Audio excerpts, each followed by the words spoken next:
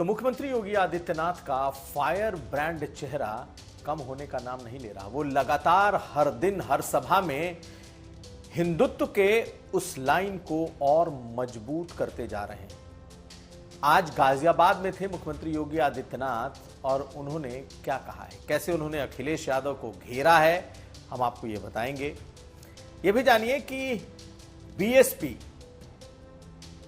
जो मीटिंग करने वाली है कल, उस मीटिंग का एजेंडा क्या है, क्यों वामसेफ को पहली बार या यूं कह लें काफी वक्त के बाद अपने इस समीक्षा बैठक में मायावती ने शामिल किया है। क्या अब मिशन आगे है, पार्टी पीछे, यह भी समझेंगे। इसके अलावा one nation one election, Samajwadi party इसका विरोध कर सकती है। सूत्रों के मुताबिक सपा इसका विरोध करेगी और उसके पीछे उनके तर्क भी हैं।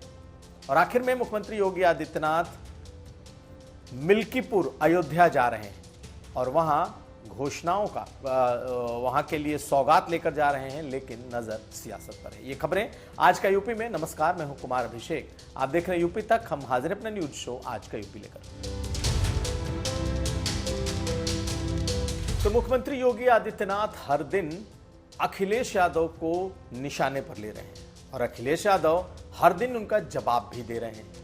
यानी कि उत्तर प्रदेश की सियासत में जब से चुनाव खत्म हुआ है उसके बाद से ये दोनों नेता आमने सामने हैं और इस कदर आमने सामने हैं कि एक दूसरे को कोई ऐसा दिन नहीं गुजरता जब कोसने से नहीं थकते हो।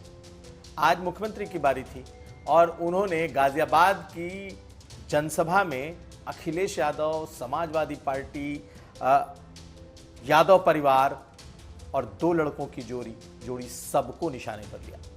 उन्होंने कहा समाजवादी पार्टी के भीतर औरंगजेब की आत्मा घुस गई है। औरंगजेब की आत्मा घुस गई है यानी कि समाजवादी पार्टी को एक बार फिर मुख्यमंत्री योगी आदित्यनाथ ने मुस्लिम परस्त पार्टी बनाने का या यूं कह लें कि उसको लेवल करने की शुरुआत कर दी। हालांकि लगातार वो कहते रहे हैं ऐसी बातें, लेकिन आज उन्होंने कहा कि सपा में औरंगजेब की आत्मा घुस गई है।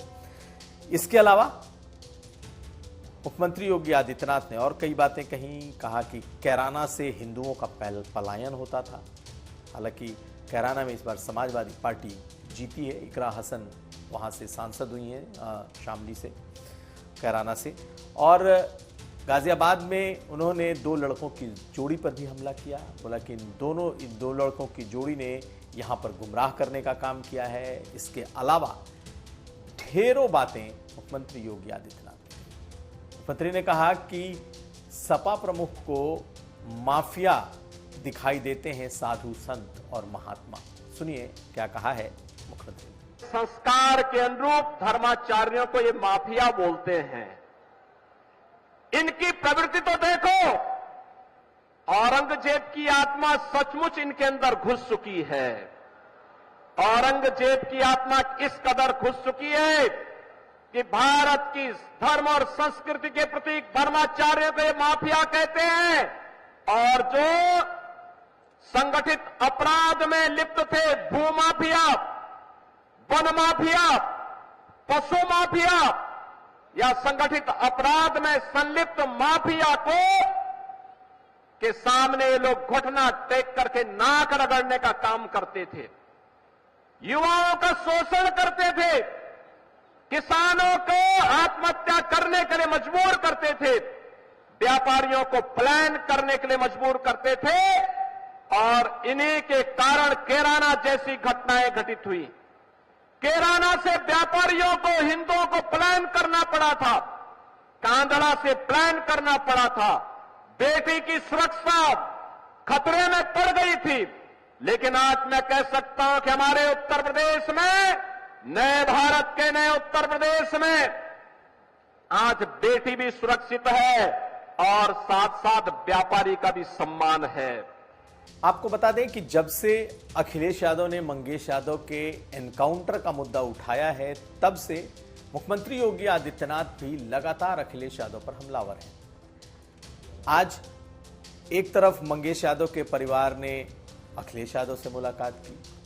तो सुल्तानपुर के जो सर्राफा व्यापारियों का प्रतिनिधिमंडल है, उन्होंने आज लखनऊ आए और उन्होंने कहा कि इस पर सियासत नहीं होनी चाहिए। यानी कि कुल मिलाकर यह एनकाउंटर का मामला थमने का नाम नहीं ले रहा। समाजवादी पार्टी और अखिलेश यादव को ये लगता है कि मंगेश यादव का जो एनकाउंटर है वो फर्जी है और पीडीए के नाम पर वो इसे एक बड़ा मुद्दा बनाएंगे, जबकि सरकार की तरफ से सीधे मुख्यमंत्री योगी आदित्यनाथ लगातार इसका जवाब दे रहे हैं। खैर, यह मुद्दा ऐसा है जिसमें कि कोई पीछे नहीं हटना चाहता। अब हम आपको बताने जा रहे हैं बीएसपी के बारे में। जी हां, बहुजन समाज पार्टी की कल एक बड़ी समीक्षा बैठक चुनाव की तैयारियों को लेकर, और मायावती इस मीटिंग को ले रही हैं, जिसमें उनके सभी बड़े नेता, जिला कोऑर्डिनेटर, जिला प्रभारी, इसके अलावा जो अहम है वो हर जिले के वामसेफ के जो अध्यक्ष हैं, जिला अध्यक्ष हैं, जिला प्रभारी हैं, उन्हें भी इस मीटिंग में बुलाया गया है।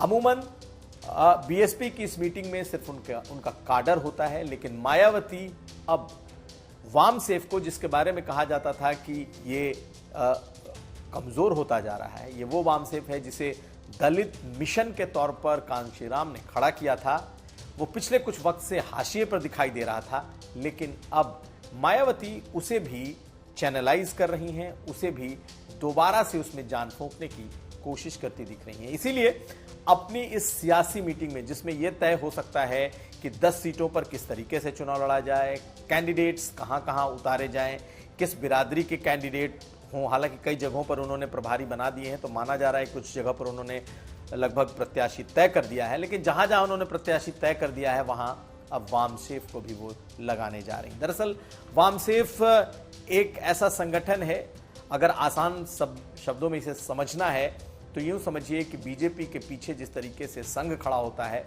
कुछ उसी तरीके से वामसेफ बसपा के पीछे एक मिशन के तौर पर काम करता है।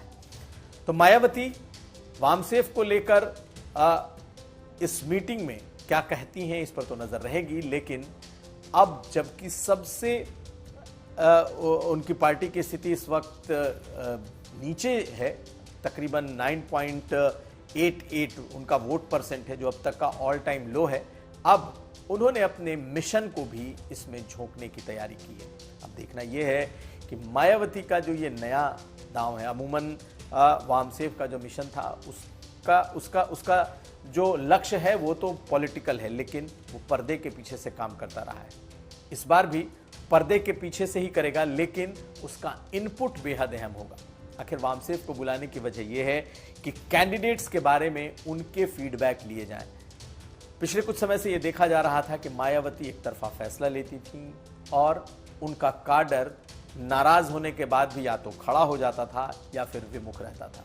लेकिन अब अगर वामसेफ अगर किसी पर यह कहेगा कि हाँ ये कैंडिडेट है, इसे लड़ना चाहिए और हम साथ हैं, तो ये मानिए कि फिर दलितों के भीतर वो जो उनके मिशन के लोग जुड़े हैं वो जरूर बसपा को मजबूती दे सकते हैं।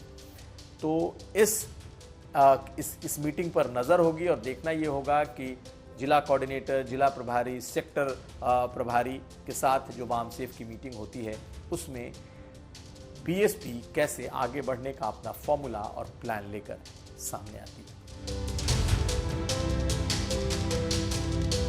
समाजवादी पार्टी के सूत्रों के मुताबिक, चूंकि आज केंद्र सरकार ने कैबिनेट में वन नेशन वन इलेक्शन के मसौदे को सहमति दे दी, यानी कि अब देश में एक देश एक चुनाव पर यह देश आगे बढ़ सकता है। हालांकि ये कब से होगा ये कहना मुश्किल है, लेकिन समाजवादी पार्टी इसका विरोध करेगी, ऐसी बात सूत्रों से निकल करके आई है और यह माना जा रहा है कि समाजवादी पार्टी इसका खुलकर विरोध करेगी। और उसकी वजह है, समाजवादी पार्टी को लगता है कि 1-2 साल में चुनाव होने हैं, यानी कि 2027 में उत्तर प्रदेश के चुनाव होने हैं और 2027 में अखिलेश यादव को लगता है और सपा को लग रहा है कि उनकी सरकार बनेगी। बिहार में अगले साल चुनाव होने हैं और अगर वन नेशन वन इलेक्शन की अगर बात आती है तो 2027 के बाद 2028, 2029 ये कभी भी ये चुनाव हो सकते हैं। और जैसा माना जा रहा है कि चूंकि महिला आरक्षण चूंकि 33% है और 2029 के बाद ये भी लागू होगा, तो हो सकता है कि वन नेशन वन इलेक्शन उसके साथ हो। और ऐसे में अगर 2029 में होता है तो समाजवादी पार्टी को अगर जीतती है, जो उसका दावा है, तो उसकी जो मियाद है यानी कि 5 साल वो सरकार पूरी नहीं कर पाएगी, उसे बीच में ही चुनाव में जाना पड़ेगा, यानी कि अपनी सरकार अगर सरकार आती है तो उसे भंग होना पड़ेगा। इसी तरीके से अगले साल तेजस्वी का भी चुनाव है। लेकिन एक एक करके पार्टियों के रिएक्शन इस पर आने शुरू होंगे, लेकिन माना यह जा रहा है कि समाजवादी पार्टी इस वन नेशन वन इलेक्शन का विरोध कर सकती है। खैर, इस पर भी नजर रहेगी। अब हम अगली बात जो आपको बताने जा रहे हैं वो है अयोध्या में मुख्यमंत्री योगी आदित्यनाथ का दौरा। ये दौरा कल है, कल यानी गुरुवार को है, और गुरुवार को मुख्यमंत्री मिल्कीपुर, जो कि वो विधानसभा जहां उपचुनाव होने हैं, मुख्यमंत्री वहां होंगे। वहां उस उपचुनाव में वो कई सौगात मिल्कीपुर अयोध्या के लिए लेकर के आ रहे हैं। लेकिन आखिर मिल्कीपुर जाने की वजह क्या है? दरअसल मुख्यमंत्री को उस सीट का प्रभार मिला हुआ है, जिताने की जिम्मेदारी खुद मुख्यमंत्री योगी आदित्यनाथ ने कंधों पे ली है। ऐसे में मिल्कीपुर जाना सियासी रूप से बेहद अहम है। लोगों के लिए भी सौगात होगी और कार्यकर्ताओं के साथ उनकी मुलाकात भी होगी।